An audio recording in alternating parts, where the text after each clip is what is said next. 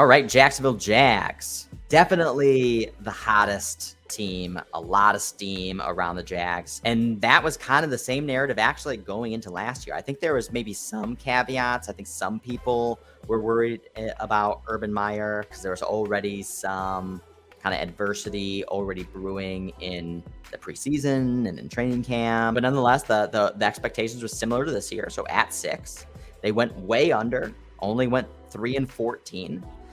Didn't do well versus spread either. 5-12, lost a 100 unit better, $600 on the season. The Pythag wins, kind of Pythag 1.0 is around 3.5. Our Pythag 2.0 model actually has it closer to 6. So that was actually a large deviation. And maybe as we kind of go through this, we'll kind of see where some of that is stemming from. We can see they started off miserably, actually performed pretty competitively versus this in week 3 versus the Cards. I remember that game very vividly because we had picked the Cards in Survivor that week and they were down by like 2 touchdowns into the third quarter. That was the game with the huge punt return, right? Like before the half. Yeah. I was on the Jags that week. And that was like the when you see those types of plays too, you're like, oh, it's just going to be one of those weeks and Jags are going to beat us. Came back and then they had that really tough game, Thursday night game versus the Bengals. They ended up losing it, but were actually winning that game for most of, I think they started off like 14-zip. And then again, started to play competitively over the courses from week 6 to week 14 and kind of moved up the power rankings. But again, the power ranking kind of range was still relatively tight between 27th and 32nd. So being dead last, they started off expected to be the worst team in the league. They stung around, kind of went around and kind of created some choppy volatility and then came right back down to where they were expected to be and kind of just like hung around in that 30-second range. And then of course, blowing the doors off the Colts in celebratory fashion to kind of end the season. I don't know if they were preparing for that whole game all season, but that was definitely one of their better performances. Again, outside of that very weird one as well, mid-season versus the Bills. That was like arguably the head scratcher game of the entire year. Yeah, and it was more about the Bills than the Jags. So we can kind of see this also from a game-by-game breakdown, some of these advanced stats. We can see Lawrence actually started every single game last year. Again, this is I can see some of the positivity. Obviously, a lot of optimism around him taking a big leap this year. Certainly, with a more professional coaching staff, could help provide some support there. But even when we look at his EPA numbers, I mean, I can see also this kind of supports some of those bullish theses.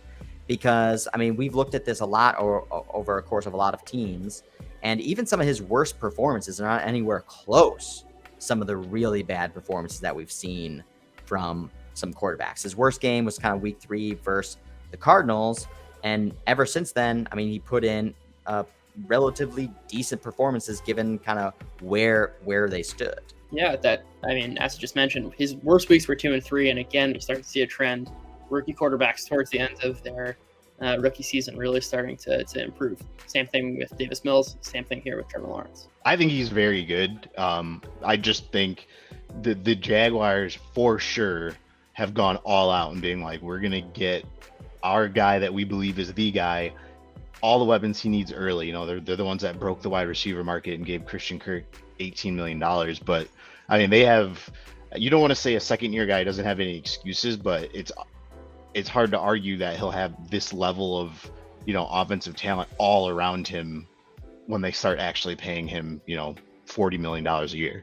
Kind of as we go on into the offseason changes, one of the things I wanted to highlight here was $260 million in the offseason. Like talking about breaking the wide receiver market on who? Christian Kirk. Kirk. Yeah.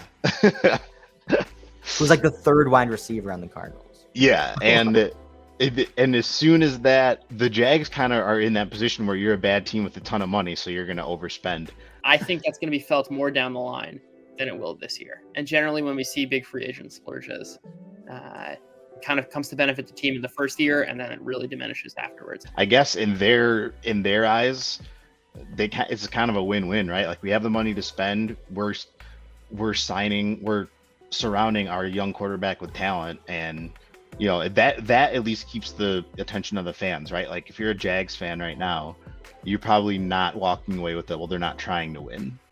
Yeah, I think it's a model example of what not to do in team building. But if we're just isolating this year, it certainly signals we're here to win, and also like they're going to be improved, at least free agent wise, the roster from last year. But this is the same GM, GM that hired Urban Meyer and made a lot of the decisions in the past. I think these moves they don't necessarily move the needle, but how much was the needle going to move on Jacksonville in general? Also, I wonder the bounce back of James Robinson and Etienne. Obviously, both coming off season-ending injuries, and Robinson's was kind of even later in the season.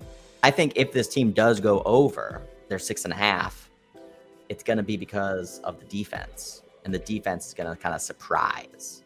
Odds to win the division at plus 750. Odds to make the playoffs plus 450.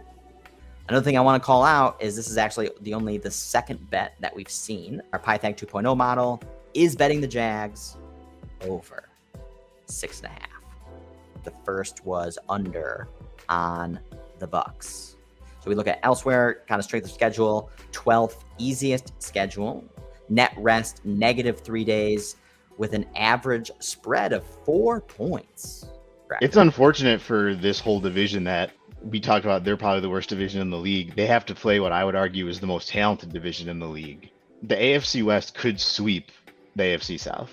We play a little game here. Go through the first couple of weeks of the season and project who we think is going to be a better quarterback. Trevor Lawrence or Carson Wentz? I'm taking Trevor Lawrence. Yeah. Trevor Lawrence or Matt Ryan? Taking Trevor Lawrence. Okay. I'll take Justin Herbert over Trevor Lawrence. Yeah. Trevor Lawrence or Jalen Hurts? That's a push for me. I'm definitely strong on Trevor Lawrence there. Yeah. Okay. Trevor Lawrence or Davis Mills? Trevor Lawrence. Trevor Lawrence or Matt Ryan? Trevor Lawrence or Daniel Jones? Definitely take Trevor Lawrence. The point is illustrated the first couple of weeks for the Jaguars and the bullish case for them. We've kind of glossed over, but I think the case for Lawrence, and just to put kind of some perspective, is when I say he was a generational prospect, I mean like he's actually generational in the sense that everyone knew he was going to be the first overall pick from the second freshman in college. Really, you haven't seen since Andrew Luck. And I think if you kind of go back to some of the previous slides and see just how awful the Jaguars team was, I mean, their like mean spread was barely positive in one game. And then they had two others, including week 18 without Urban Meyer. So the organization was a train wreck last year, an absolute train wreck. I don't think we can take anything away from that previous season, and we should really put stock in the fact that Lawrence was a generational prospect, and there is a real outcome of him playing up to that potential. Just to kind of put a period on how bad actually they were last year. I mean, look at these max deficits. Yeah. 27, like 16, 18, 24, 17, 27, 18, 30, 20, 14, 47. There was only one game that they never were trailing in, and it was versus the Colts in week 18. Again, like you said, they were preparing for that game all year. That is truly a brutal schedule after the Giants, though. Broncos, Raiders, and Chiefs, then Ravens. This is welcoming, I feel like. Yeah. This is certainly a respite from the front half. I just want to go back to something you said earlier, kind of that if the Jaguars are going to go over their win total, it's going to be because of their defense. And I think that's just some important context here. The Jaguars forced 9 turnovers last year, which is by far the worst. By far. Like you could say that that's like a scheme thing. They weren't aggressive. More likely than not, that's kind of just random. And those are a lot of points over the course of a season that add up, which even from a baseline of where they were last year, just add in some general turnover luck.